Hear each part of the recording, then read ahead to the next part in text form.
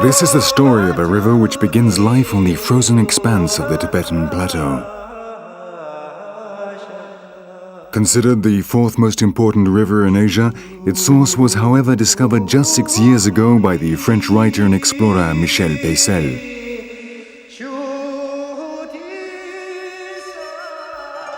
As it flows through China, it is known as the Turbulent River. It then enters Laos, where it's called the Mother of Waters, while for the Cambodians, it is simply the Great Water.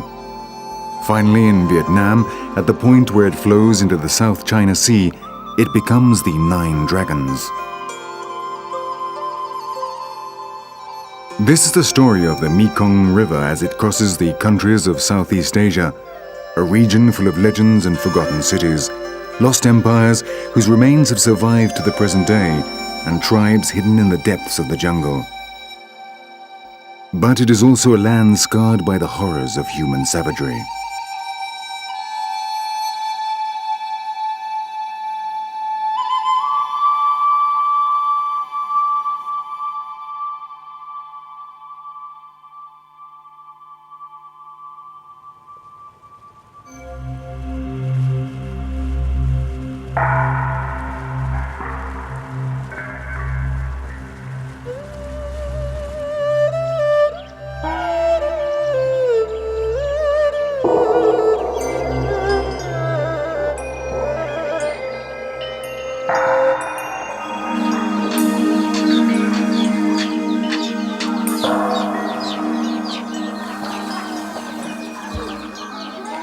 Dawn is rising in the mountains of Annam, and like every morning, Busneng starts the day with the opium ceremony.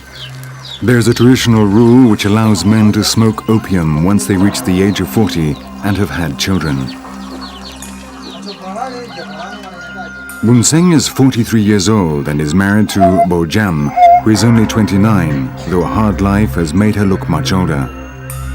Together they have had 5 children, with another now on the way. They live in a modest shack made from bamboo, and unlike the majority of the tribes of Southeast Asia, their house is not raised up above the ground.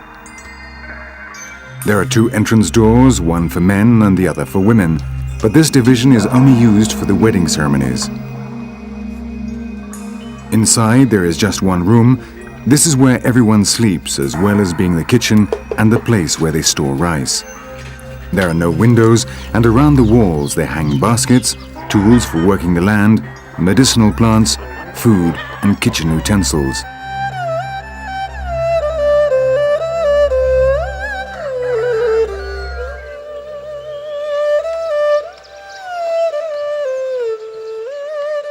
Bunseng and his family live in Salebe, a small village in the north of Laos, very close to the border with China. They belong to the Akha tribe, one of the 30 ethnic minorities which originated on the high steppes of Tibetan Mongolia and now live in these lands at an altitude of 1,300 meters.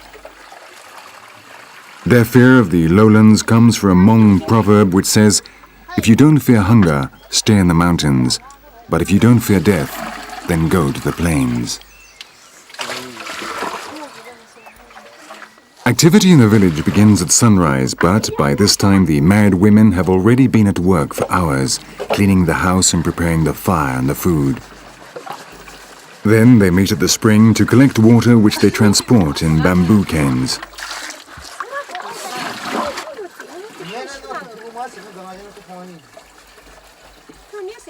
Twice a day, Bojam has to walk the 3 kilometers from the spring to the village, carrying on her back a weight of over 50 kilos.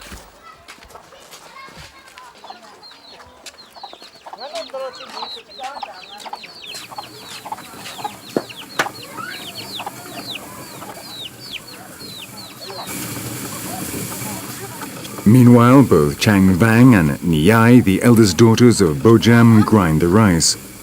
For the Ikor, rice is not only the basis of their economy and their diet, It is the center of their lives and, as such, occupies much of their time. Agriculture is their main activity, though they also own buffaloes and farm animals, which are a valuable additional food source, especially at the end of the dry season, when rice is at its scarcest.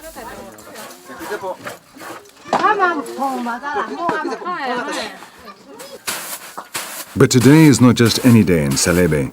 Today is the 5th of February, and the women are preparing the rice in order to celebrate the new year. Then they prepare special cakes and rice liqueur. They dye the rice red, green and yellow.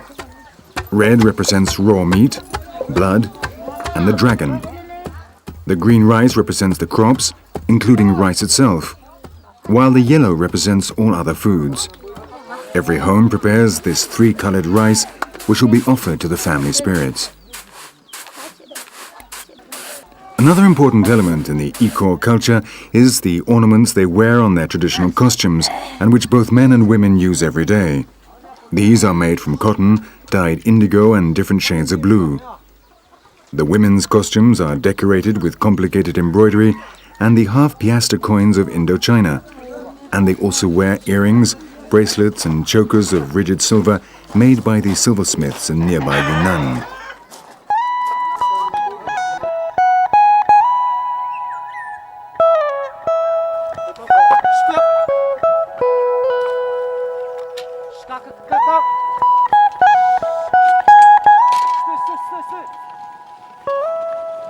Sometime after 11 in the morning, the first man ready to work finally appears.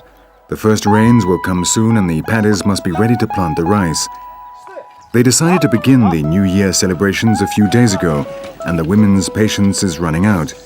They not only clean the house, grind the rice, prepare the meals and fetch the water and wood, but are also responsible for educating the children and passing on the traditions of their culture.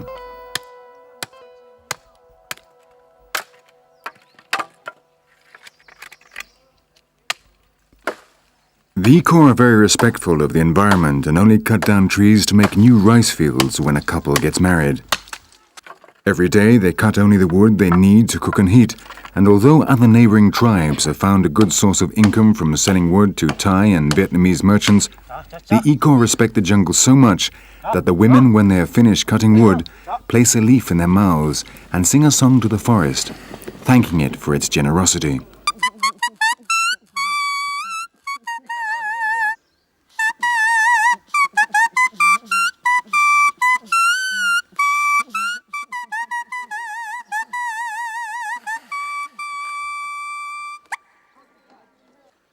In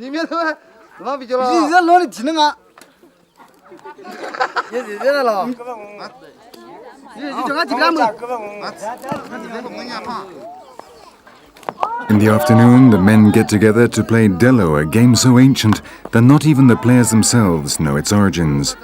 They only play Delo twice a year, during the New Year celebrations and when the first rice harvest is in.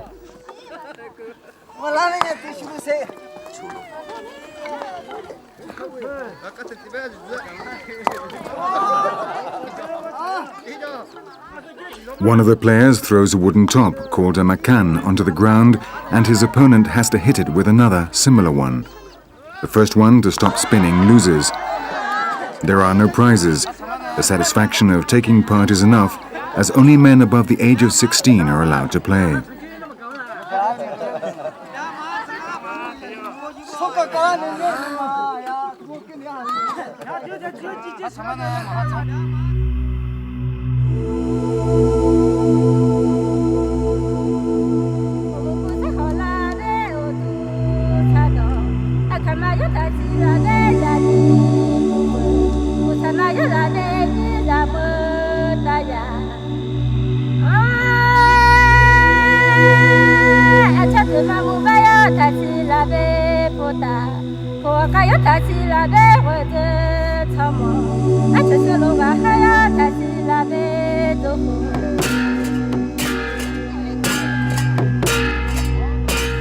At nightfall, men, women and children sing and perform the traditional dances.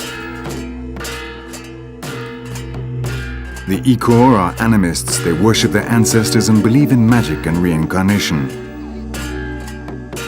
The spirits are invoked by the sound of the drums, while the women dance around Pi Bu, the most venerated spirit of all, the protector of the family and of the rice fields.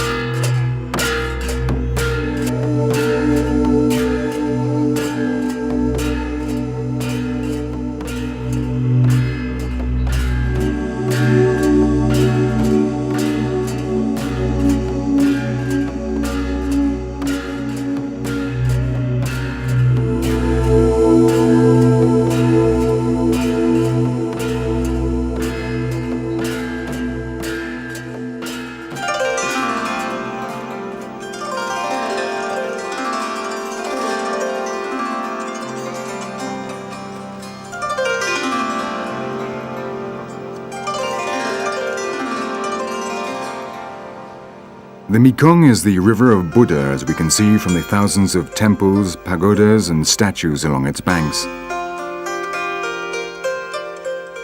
60% of the Laotians practice Theravada Buddhism, which was apparently introduced into the country at the end of the 18th century. Little by little, it was adopted by the people of the lowlands, who at first resisted accepting this religion along with their own, Pi, the spirit of the earth.